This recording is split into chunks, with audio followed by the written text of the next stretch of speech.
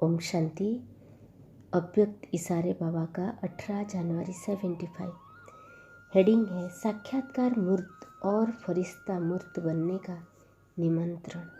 कैसे बाबा हमें साक्षात्कार मूर्त बनाए और फरिश्ता मूर्त बनाए, उसके निमंत्रण। पवित्र भव और योगी भव का अमर वरदान देने वाले सर्व आत्माओं के स्नेही परमपिता परमात्मा भोलेनाथ शिव बाबा बोले, सर्व स्नेही आत्माओं को स्नेह का रेस्पॉन्स जवाब स्नेह से दे रहे हैं।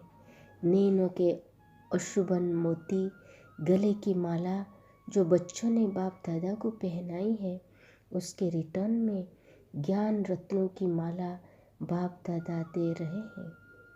आज अमृत वेले हर एक स्नेही बच्चे का संकल्प बाप दादा के पास पहुंच रहा है। हर एक की रूह रिहान, हर एक का शुभ संकल्प, हर एक का किया हुआ वायदा पहुंचाया। उस सर्व रूह रिहान के रेस्पॉन्स में बाप दादा स्वयं अव्यक्त से अव्यक्त में मिलने की तमन्ना माना अभिलाषा कर रहे हैं। बाप को बच्चे व्यक्त में बुलाते हैं और बाप बच्चों को अव्यक्त वतन में बुला रहे हैं। अव्यक्त वतनवासी बाप समान बनना, यही बच्चों के प्रति बाप की शुभ इच्छा है। अब बताओ कितने समय में अव्यक्त वतन पधारेंगे। अव्यक्त वतन का मिलन कितना सुंदर है, उसको जानते हो। बाप दादा भी बच्चों के सिवाय वापस घर नहीं जा सकते हैं। घर जाने से पहले अव्यक्त फरिश्तों की महफिल अव्यक्त वतन में होती है। उस महफिल में बाप दादा सब स्नेही बच्चों का आह्वान कर रहे हैं। बच्चे बाप का पुरानी दुनिया में आह्वान करते और बुलाते हैं, लेकिन बाप आप बच्चों को फरिश्तों की दुनिया में बुला रहे हैं, जहाँ से साथ साथ रूह की दुनिया में चलेंगे। यह अलौकिक अव्यक्त निमंत्रण भाता है। अगर भाता है तो क्या व्यक्त जन्म व्यक्त भाव भूलना नहीं आता है? बाप समान निरंतर फरिश्ता बनना नहीं आता?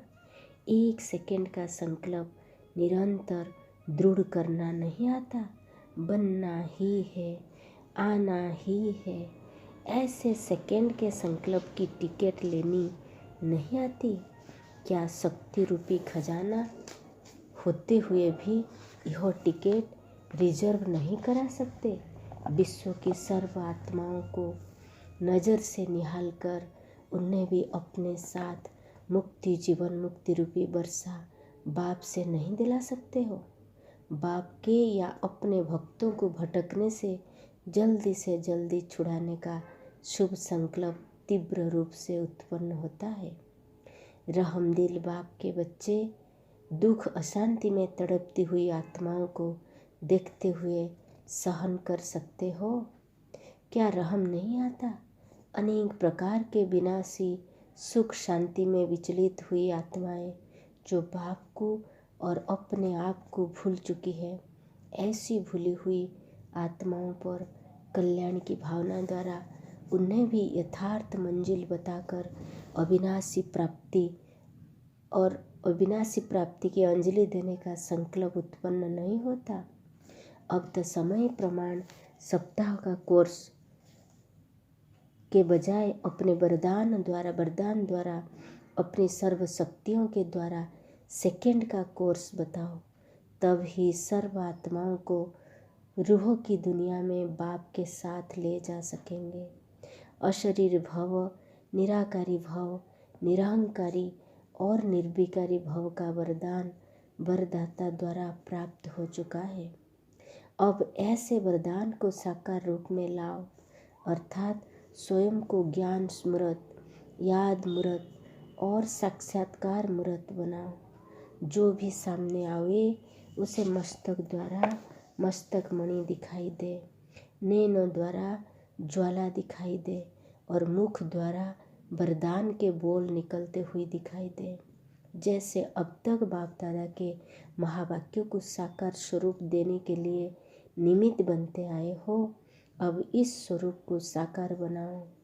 बाप दादा बच्चों के स्नेह, सहयोग और सेवा पर बार बार संतुष्टता के पुष्प बरसा रहे थे, मेहनत पर धन्यवाद दे रहे थे।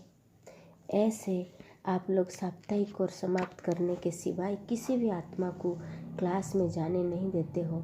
ऐसे ही ब्राह्मण बच्चे जो यह प्रैक्टिकल कोर्स समाप्त नहीं करते, तो जानते हो कि बाप दादा उन्हें कौन से क्लास में जाने नहीं देते? वे फर्स्ट क्लास में दाखिल नहीं हो सकते। फर्स्ट क्लास कौन सा?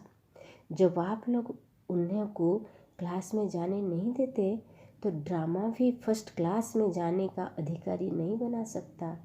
फर्स्ट क्लास में जाने के लिए यह 2 मुख्य वरदान प्रैक्टिकल रूप में चाहिए। विस्मृति व अपवित्रता क्या होती है, इसकी अविद्या हो जाए। तुम संगम पर उपस्थित होना तो ऐसे अनुभव हो कि यह संस्कार व स्वरूप मेरा नहीं है, बल्कि मेरे पूर्व जन्म का था, अब नहीं है। मैं ब्राह्मण हूँ और ये तो शूद्र के संस्कार व स्वरूप है। ऐसे अपने से भिन्न अर्थात दूसरे के संस्कार है, ऐसा अनुभव होना, इसको कहा जाता है न्यारा और प्यारा। स्नेह का प्रत्यक्ष स्वरूप है बाप के समान बन जाना। बाप के बच्चों के प्रति यही शुभ इच्छा है कि बाप के समान बने। घर जाने से पहले अव्यक्त फरिश्तों की महफिल अव्यक्त वतन में होती है। इस महफिल में सर्वस्नेही बाप दादा बच्चों का आह्वान कर रहे हैं। अब तो समय प्रमाण साप्ताहिक कोर्स की बजाय अपने वरदान द्वारा और अपनी सर्व शक्तियाँ द्वारा सेकंड का कोर्स कराओ, तब ही आप सर्व आत्माओं को बाप के साथ रूहों की दुनिया में ले जा सकेंगे। पवित्र भव और योगी भव, ये वरदान प्रैक्टिकल स्वरूप में लाओ, तब ही बाप समान बन सकते हैं और बाप के समीप जाने के अधिकारी बन सकते हैं। विस्मृति और अपवित्रता क्या होती है, उसकी भी अविद्या हो जाए, इसको कहा जाता है वरदान का कोर्स करना। विस्मृति और अपवित्रता क्या है, उसका अविद्या हो जाना, यही हमारी सच्चा योगी जीवन है, सच्चा योगी युक्त स्टेज है कि विस्मृति हो जाना, बाबा की याद न आना, या अपवित्रता क्या चीज़ है ये पता ही नहीं चले। ओम शांति।